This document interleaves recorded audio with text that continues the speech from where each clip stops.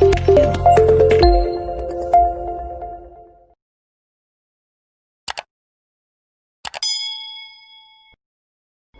up guys, it's Izzy here, welcome back to Yu-Gi-Oh! Deck of the Day. We have the new ban list, and with it we have some decks that got back more cards. We kinda expected that Burning Abyss, Paleo and ABC would get these cards back, and now that they did, we're going to update all of those decks, starting with Burning Abyss. I think the deck is very similar to how it used to be now. It has 3 copies of Graph, 3 copies of Seer, so now it has the power to be able to use these effects during your own turn, during your opponent's turn very consistently by maxing out on both. So I'm going to give you a pure Burning Abyss variant of the deck. Of course, the Phantom Knight variant I think is a little bit more competitive, but when it comes to pure BA, I think this one is the one that you're going to see the more success with, and you're going to enjoy the more, especially if you're a fan of the old BA deck from back in 2015.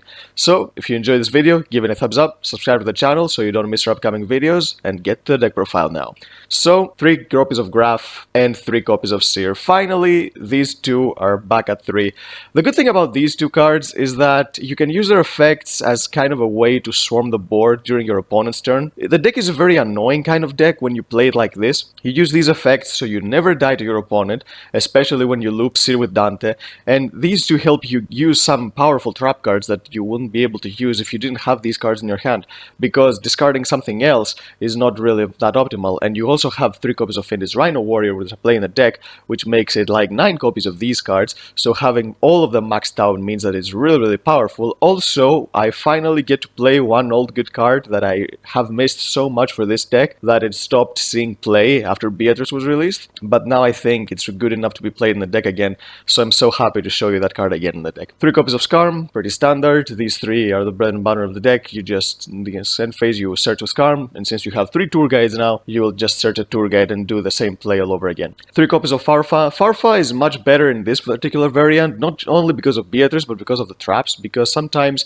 just getting rid of 1 card is not enough, but if your opponent has committed to 2 summons on the field and you use 1 trap to get rid of the monster, and you discard the Farfa to get rid of the second monster, and that's basically more than enough to stop your opponent's turn, especially now that the super combo decks got a really big hit in the ban list, so we're going to see a more slow-paced format. Maybe the best combo deck right now will be Virtual World, and we have some Zodiac going around, so I think in this format, traps are much more prevalent than they used to be when you were trying to stop things like Dragon Link and Infernoble, which were just so many extenders, and with Linkeros they were just not being able to stop it by mere traps. You needed like 2 or 3 traps or hand traps in order to be able to stop them. For the rest of the Burning Abyss monsters, I play 1 copy of Libic and 1 copy of Barbar. These 2 are here for utility. Barbar, you can use it in time, it's really good. Sometimes you can win your games just by itself, and Libic is the one that you have on the field in case you have something that goes wrong with your tour guide or your Findus Rhino Warrior. So if one of those gets stopped, you can maybe Foolish Burial Libic, and then you can use its effect to special summon one from your hand with its effects negated.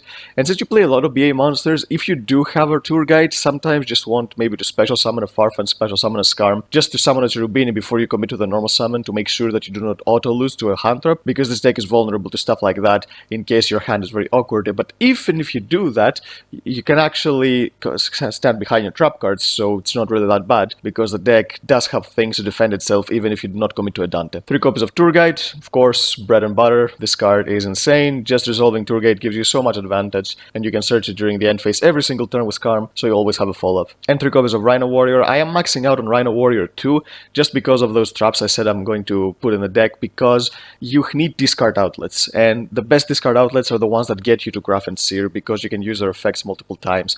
And Cherubini helps you use these effects even if you have Beatrice on the field, so they won't pop themselves when they get hit on the field, because Beatrice is not a Burning Abyss monster. So this is why I think that you need to be able to make Cherubini very consistently in the deck. Before, you didn't really need to make Cherubini, but I think in this particular variant you have to, for various reasons. I will explain it later. So this is why I want to max out on all of them. 1 Backjack, another discard outlet that is also something you can send with Fiend Griefing, which I also play in the deck because it's a really good card, and you can also give you access to 1 more trap card, and even if you draw it, it's again something you can discard, so it's not really a brick for the deck. For the hand traps, play 3 copies of Ash Blossom, Ash is the most generic one, and at the beginning of each of a new format, we don't really know what's going to be prevalent, although we kind of have an idea that Virtual World and Eldritch Zoo is going to be pretty much the meta right now, unless something else completely takes over out of the blue. But I think these two decks are the ones we're going to have to look after.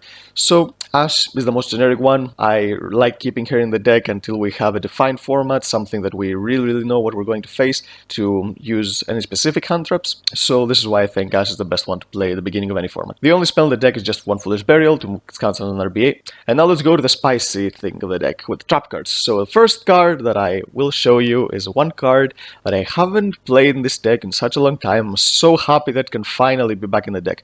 2 copies of Fire Lake of the Burning Abyss. This card is back in action. This card is so good. It's much better than just Beatrice on the field, because with Cherubini, even if you have Beatrice on the field, Cherubini will protect a monster under its marker, and Cherubini is a Burning Abyss. So if you have like something like a Seer or Cherubini, then you can have access to Fire Lake on top of being able to use Beatrice's effect.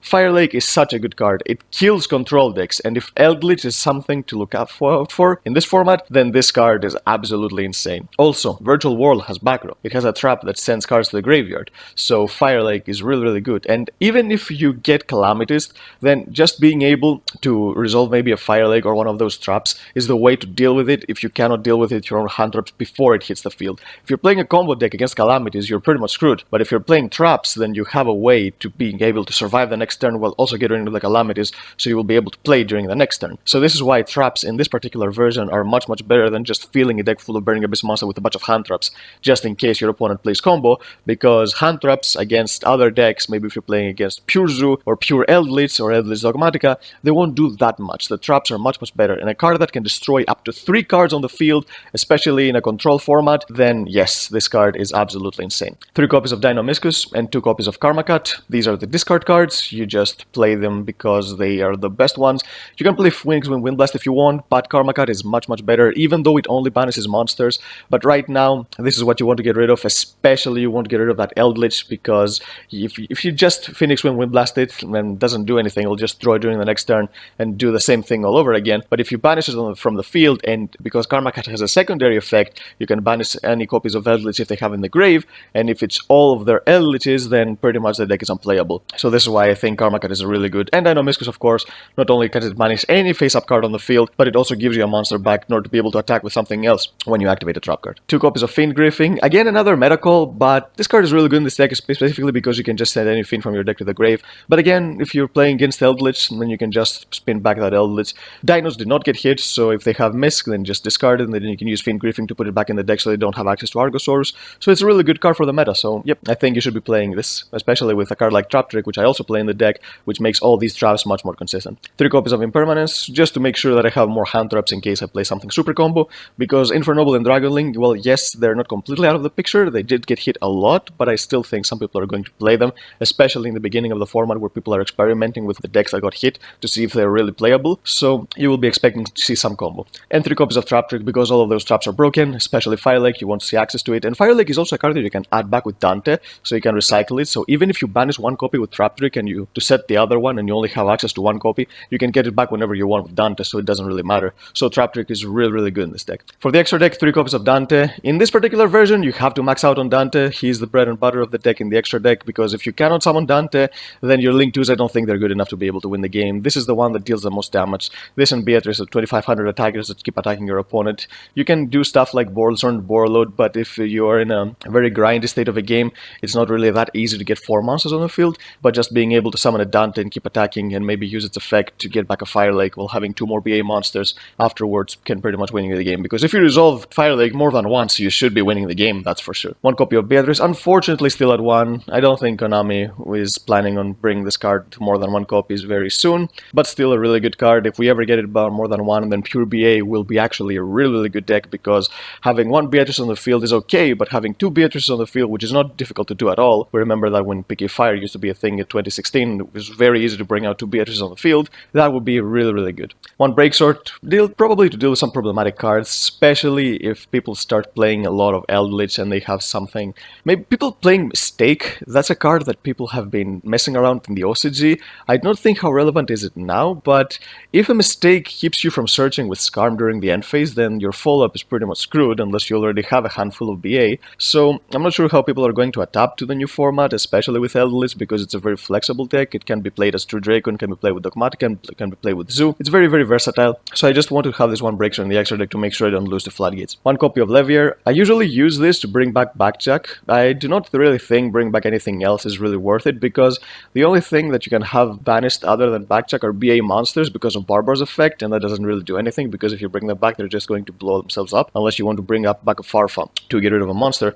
But you can do the same thing with Backjack by bringing it back from the banish zone, and you can summon a Cerberus, pop a monster, and then you will also get Backjack's effect. And if you had a BA monster under your Levier, that will also trigger, so you get a lot of value just with this one card. One Dante Pilgrim, of course you need to have this if you want to make full value of your Beatrice, so you can float it, and especially now with 3 copies of Graph and 3 copies of Seer, this card is even much better than before. And for the Link monsters, one Cherubini. Before I didn't rely too much on Cherubini, but since I'm playing Firelake now, I think I have to commit to Cherubini first before I get into Beatrice, just because if I have Beatrice on the field, I do not really have anything to resolve Firelake, but with Cherubini, it's very easy by just having a monster under Cherubini's point and sending this monster and Cherubini to the grave to pop 3 cards, so that's insane. One copy of Masquerena, another good card you can summon. This is usually the one you will be summoning during the late game, so you can make sure that your opponent has something else to be worried about aside from having one trap face down, or maybe this and Beatrice on the field, because if you just rely on Beatrice and the trap cards, sometimes it's not enough, but having more copies of interaction and using your extra deck for more utility, that's the way to go in this deck. For the Nightmares, one Cerberus, one Phoenix, one Unicorn. Very easy to summon in this deck,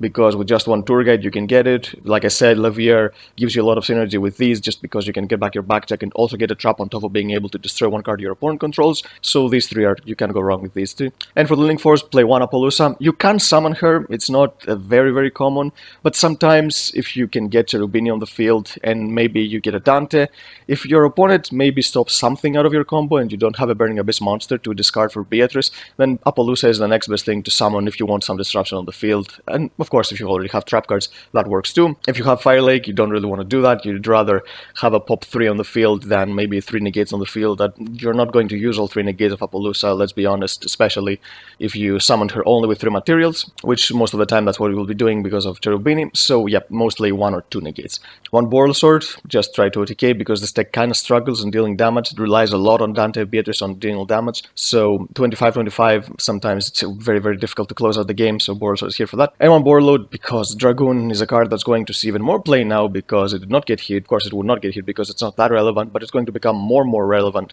as the other decks get butchered and it stays alive, so we need something to be able to deal with that, especially because I decided to not to main deck Ice Dragon's Prison in this particular build, because I don't think it's that good of a card. It relies on your opponent playing Dragoon, and if it doesn't play Dragoon, the card is very 50-50 on whether it is actually good against the deck you're playing, if you're not. But so I think Borload is the most generic out to this card. So yep, that's the deck, guys. It's really fun. It's very similar deck to what we used to play back in 2015 Duelist Lions format, and this is why I love this particular version. Of course, if you want to be playing a more competitive version, then I suggest play Phantom Knights with just a pure Burning Abyss engine. Maybe because you can just summon Cherubini with these, not even Dante and something. But if you love BA and you want to play BA to the fullest, then this is probably the build for you. And I'm really certain that you're going to enjoy this. So yep, that's the deck, guys. Again, if you enjoyed this video, give it a thumbs up, subscribe to the channel so you don't miss our upcoming videos, and we'll see you next time.